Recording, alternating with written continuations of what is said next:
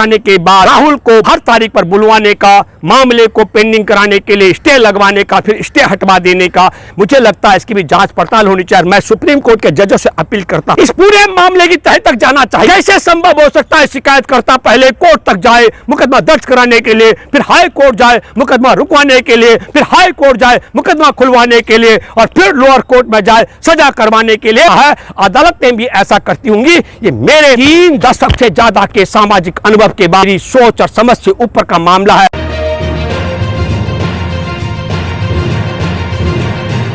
से राहुल गांधी पर जो मानहानि का मामला दर्ज हुआ और मानहानि के मामले को दर्ज करने के बाद किस तरीके से शिकायतकर्ता ने उस पर स्टे लगा करके रखा था, समझ लो किसी को फंसाने के लिए सुपारी, जैसे कोई दाऊद डाउन कोई किसी की हत्या के लिए सुपारी लेन देन का काम करता हो, उस तरीके का पूरा मसला मैं देखता हूं राहुल गांधी को लेकर के। 13 अप्रैल 2019 को कोलार कर्नाटक में राहुल गांधी का एक भाषण होता है। उस भाषण में कहा गया कि ललित, नीरव और नरेंद्र तीनों का सरनेम मोदी ही क्यों। और ऐसा बोल देने पर, नीरव, ललित और नरेंद्र बोल देने पर कि इनका सरनेम मोदी है, राहुल गांधी पर 16 अप्रैल 2019 को पूर्णेश मोदी सूरत की पुलिस थाने में शिकायत दर्ज कराता है।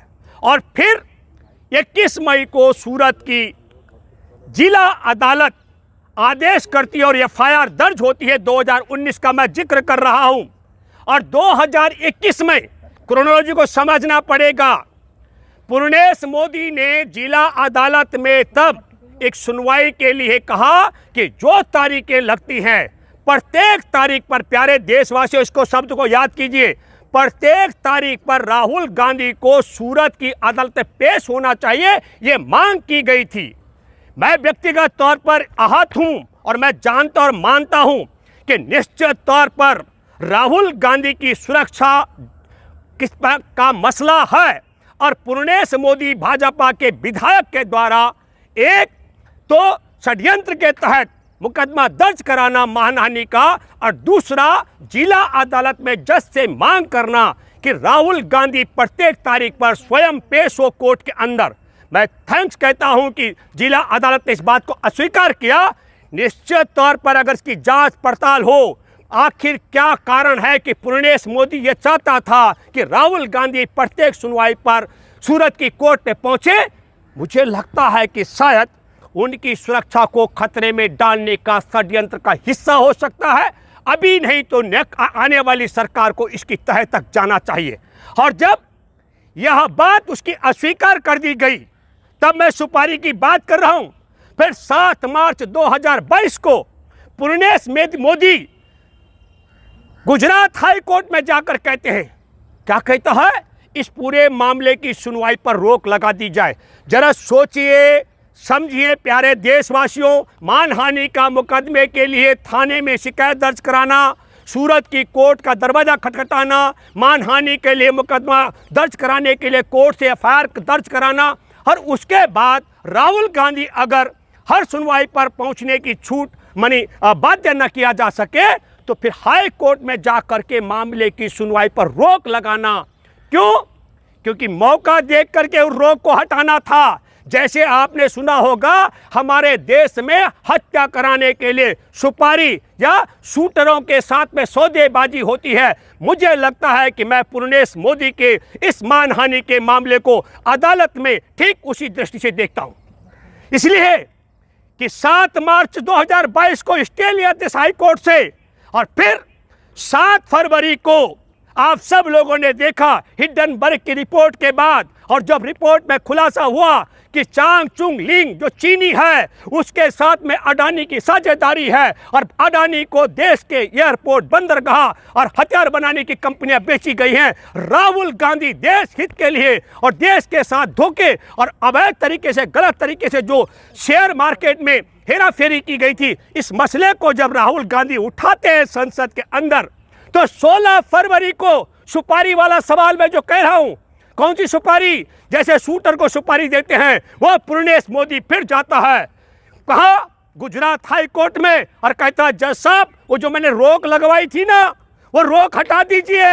अब मामला है, अब अडानी को बचाने के लिए राहुल गांधी पर एक्शन होना चाहिए। राहुल गांधी को संसद में बोलने से रोकने के लिए आप हमारा वो स्टे हटा दीजिए।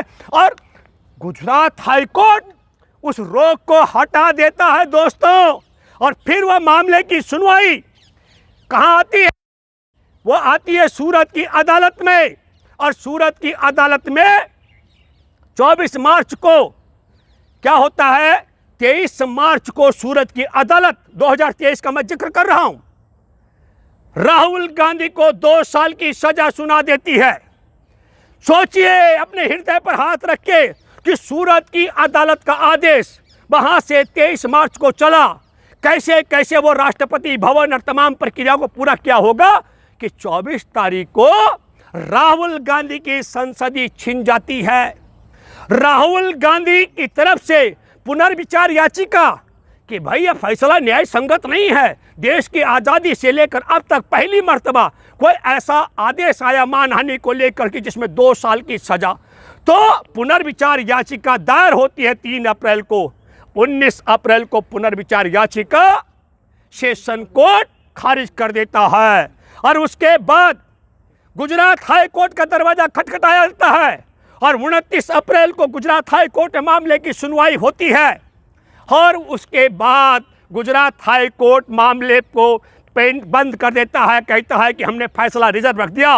और 60 दिन पूरा होने के बाद कहा जाता है कि ये जो आपने अपील की थी सजा पर रोक लगाने के लिए वो खारिज कर दी जाती है। और जो खारिज करने वाले हाई कोर्ट के मैं बात कर रहा हूं, जब मामला लिस्टेड हुआ तो जस्टिस गीता गोपी के पास, और गीता गोपी ने सुनवाई से अपने को अलग कर दिया। और तब जो जज हैं वहां पर फैसला सुनाने वाले हेमंत एम प्रचक, उनका वो तो 2001 से लेकर 2007 तक जब गुजरात के सरकारी वकील रहे, जब मोदी मुख्यमंत्री बने तब से लेकर, और 2015 से लेकर 2019 तक जब केंद्र में मोदी की सरकार है तो 2015 से 2019 तक वह केंद्र सरकार की तरफ से गुजरात हाई कोर्ट में मोदी सरकार के वकील रह चुके हैं। जब यह मामला सुप्रीम कोर्ट में जाएगा तो मैं दावे के साथ में कह सकता हूं सुप्रीम कोर्ट उस सजा पर रोक भी लगाएगा और राहुल गांधी की सदस्यता को बहाल भी कराएगा। ये मैं पहले से कह रहा हूं। और यदि गलती से सुप्रीम कोर्ट ने भी सूरत की अदालत की तरह मामले में, और फिर मैं कहना चाहता हूं पूर्णेश मोदी की सुपारी की तरह कि जज साहब सुनवाई करो, एफआईआर का ऑर्डर दो, और एफआईआर दर्ज होने के बाद राहुल गांधी को हर सुनवाई पर बुलाओ, और जब खारिज होता है वह मामला तो कहा साहब अपने पास जमा कर लो सुपारी, अगली बार देखेंगे कब फंसाना है। तो मेरे प्यारे दोस्तों, मैं बहुत हैरान हूं। मैंने भी कई मुकदमे झेले और जेल भी रहा हूं, पर मैं बड़ा विचित्र, हमारे देश ऐसी दशा में पहुंच चुका है जिस तरीके से सुपारी लेकर के हत्यारे सुपारी लेकर के हत्या करते हैं। कभी कभी कहा जाता है ये सुपारी अपने पास रख लो, अब की बार जिसकी हत्या करानी थी उसकी ने, अगली बार किसी और का नंबर लगाएंगे। ठीक राहुल गांधी के विषय में भी मैं दावे के साथ में कह सकता हूं भारत की सरकार चला रहा है। मैंने पहले भी कहा था, अब भी कह रहा हूं दावे के साथ में। और इस दावे से भी कह सकता हूं कि आपने देखा है मणिपुर जो हमारे म्यांमार के साथ में लगा हुआ है, वहां पर किस तरीके से कुकी समुदाय, आदिवासी समुदाय के 10 विधायक में से 7 भाजपा के साथ, और नॉन आदिवासी जिनको मैतेई समुदाय कहते हैं उनके 40 में से 37 विधायक भाजपा के साथ, और वहाँ गृह युद्ध की स्थिति कराने का काम, वहाँ 150 से ज़्यादा लोगों की हत्या करवाने का काम, 300 से ज़्यादा चर्चों को जलवाने का काम।